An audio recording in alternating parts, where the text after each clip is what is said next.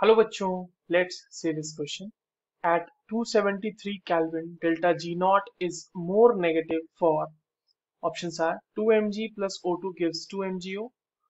Second option 4 Cu plus O2 gives 2 Cu2O. Option third is 2 Zn plus O2 giving 2 ZnO, and option fourth is 2 Fe plus O2 giving 2. यहाँ पे ये W नहीं होगा बच्चों, ये FeO ही है. इसको थोड़ा सा सही कर लेते हैं. This is FeO. ठीक है, this will be 2FeO. Right, तो ये हमारे पास चार अलग अलग ऑप्शंस गिवन हैं. चलिए इस क्वेश्चन को सॉल्व करते हैं, और सबसे पहले ये देखते हैं कि इस क्वेश्चन को सॉल्व करने के लिए हमारे पास कौन से की कॉन्सेप्ट की जानकारी होनी चाहिए.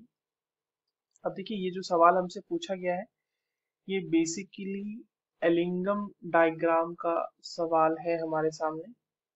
ठीक है, अब एलिंगम डायग्राम में देखिए क्या होता है. एलिंगम, पहले लिख लेते हैं डायग्राम यहाँ पे. Ellingham diagram. Now Ellingham diagram जो है वो हमें किसी भी थर्मल रिडक्शन, किसी भी ओर के थर्मल रिडक्शन की फिजिबिलिटी प्रिडिक्ट करने में मदद करता है, और इसके मदद से हम किसी भी रिडक्शन प्रोसेस के लिए रिड्यूसिंग एजेंट का चॉइस कर सकते हैं on the basis of this Ellingham diagram. ठीक है, देखिए हमारे सामने यहाँ पे एक एलिंगम डायग्राम बना हुआ है, और हमारे पास जो गिवन रिएक्शंस है उसको हम लोग एक बार चेक कर लेते हैं कि ये कहाँ पर लाई कर रहे होंगे इस गिवन एलिंगम डायग्राम में. ठीक है, तो जो सबसे पहला है 2 mg प्लस O2, वो जो है ये सबसे निचली वाली जो लाइन है वो उसके लिए है. So this is for 2 mg plus O2 giving 2 mgO. Right, तो ऑब्वियसली अगर 270, अब देखो ये जो ग्राफ प्लॉटेड है वो डेल्टा जी नॉट एक एक्सिस पे और इधर टेम्परेचर पे प्लॉटेड है, और 273 केल्विन पे हमसे पूछा जा रहा है कि सबसे नेगेटिव वैल्यू किसकी होगी. तो हम देख पा रहे हैं कि सबसे नेगेटिव वैल्यू तो mg वाले के लिए ही है, बट स्टिल जो हमारे गिवन रिएक्शन है उनको देख लेते हैं कि वो कहाँ लाई करते हैं हमारे पास. देखिए एलिंगम डायग्राम में ये जो एक सीधी लाइन दिख रही है ना, ये रेफरेंस की तरह यूज किया जाता है. This is for C plus O2 giving CO2.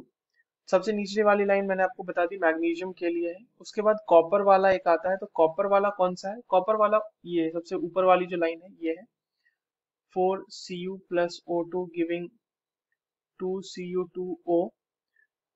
जो आयरन के लिए हमारे पास गिवन है 2 Fe गिविंग FeO, वो ये वाली लाइन है. तो इस पे लिख लेते हैं 2 Fe plus O2 giving 2 FeO.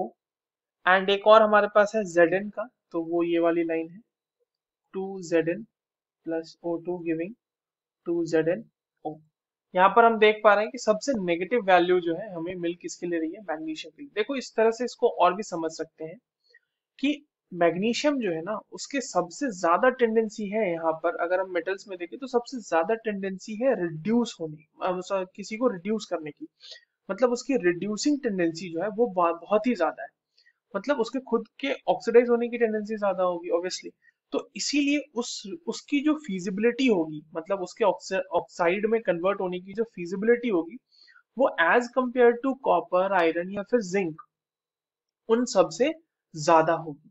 ठीक है, और उसकी फीजिबिलिटी सब, मतलब ये जो रेफरेंस हमने लिया है ना C प्लस O2 वाला, इससे ज्यादा वो फीजिबल है कन्वर्जन उसका.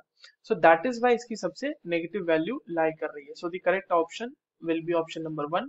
I hope you understood this well. All the very best.